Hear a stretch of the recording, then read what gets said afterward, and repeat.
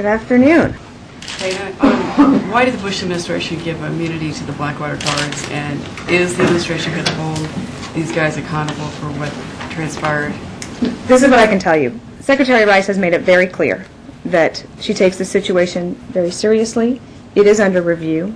She said that anyone who has engaged in criminal behavior will be prosecuted. I'll have to refer you to the State Department and Justice Department for more.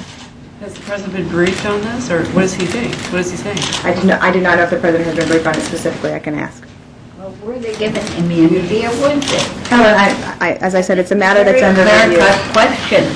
It's a matter that's under review. Because it is a matter that's under review, and I'm going to refer you to the State or the Justice Department for more. Under review. Why don't you say yes or no? The State Department is the ones that is looking into this, and they are the ones answering questions on So it. the administration hasn't decided whether or not the reports of that are true? You're still looking into whether or not they actually were? I'm going to refer you to the State Department on that, who is looking into it. As a general question, how could you both be offered immunity and promise prosecution? Again, this is under review. It's not something that I can talk about from here. Let the State Department and the Justice Department answer further questions on it. What does this immunity controversy send to, what does it say to the Iraqis? Some are saying it sends a bad message to the Iraqis. Well, I think we need to wait and let the investigations take place. Those procedures needed to be reviewed. There was a report that was given to Secretary Rice that she asked for by her main management guy, Patrick Kennedy.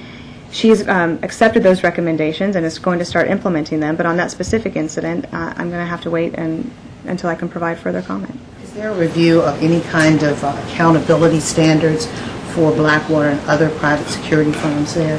That's part of the Secretary of State's review. And the Turkish Prime Minister today reaffirmed his readiness to send troops into northern Iraq despite U.S. opposition.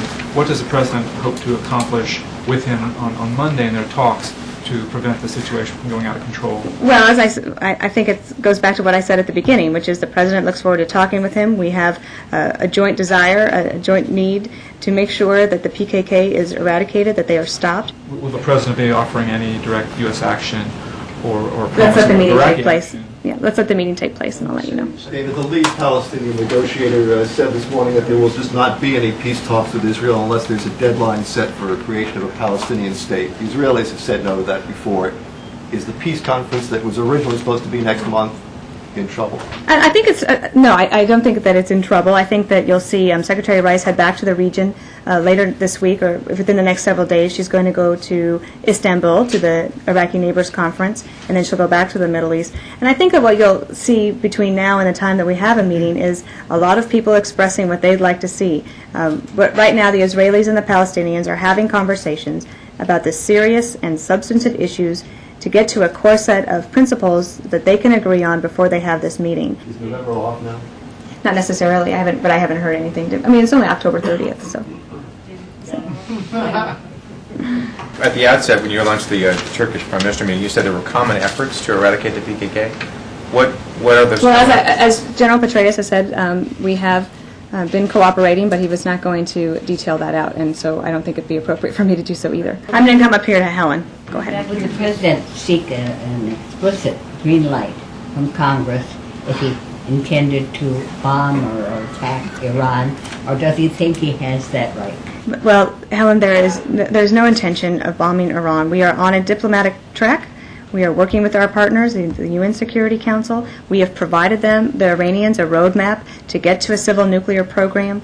They have walked away from that. We are hoping that they'll come back. We are both working with our UN Security Council partners as well as pursuing sanctions on our own. And there is not an intention to bomb Iran, as you said. Does the President think he has the right to do it without going to Congress? It's a hypothetical situation, Helen. I'm not going to answer it. It's concrete. Go ahead, Sarah.